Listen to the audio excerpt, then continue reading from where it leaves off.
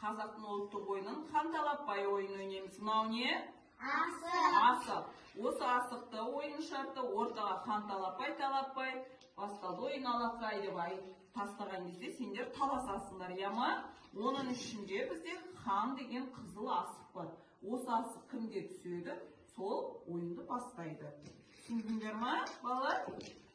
Ал, дайындаламыз. Қанталаппай, талаппай, басталды ойын алақай.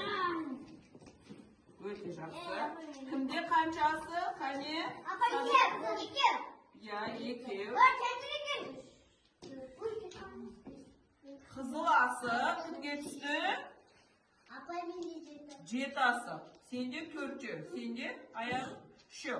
Енді осы асықтардың ішінен өздеріне ең дәу асық сақаны таңдап алыңдар. Қалғанын мына жерге тіземіз. Қане?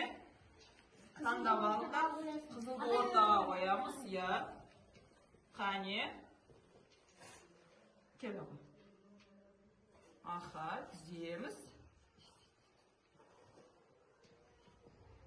Қанекей. Енді қазір бір-бірден өсіні атамыз. Сақаларың бар ғой қолдарында? Антина бар ма? Ал қане, келдер тұрағандар. Аяғым ма мынау? Келдер тұрағандар. Кел. Қызыл асық сенде болды, е? Қазір осы жерде тұрып, осыны асықты өстіп шиырып атып қаласың. Аха.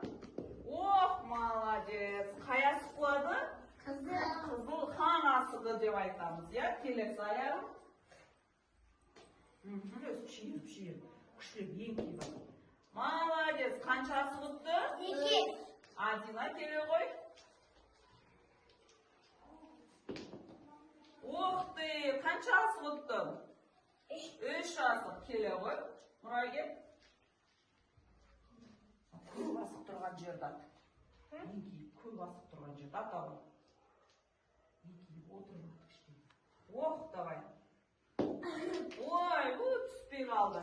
Енді қолымыздағы асықты кім көп ұтты, сол жеңімпаз болады. Келдер санайық отырыңдар. Мұрагерде біреу.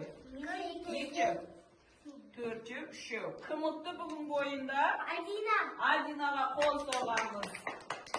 Молодец, жеңімпаз Адина болды. Осымен ұнады ма қанталаппай ойыны, балалар? Осылай ойынды қайтадан асықты тізесіңдер де, сөйтіп бастай бересіздер ойынды, ема? Рахмет сіздерге, балалар.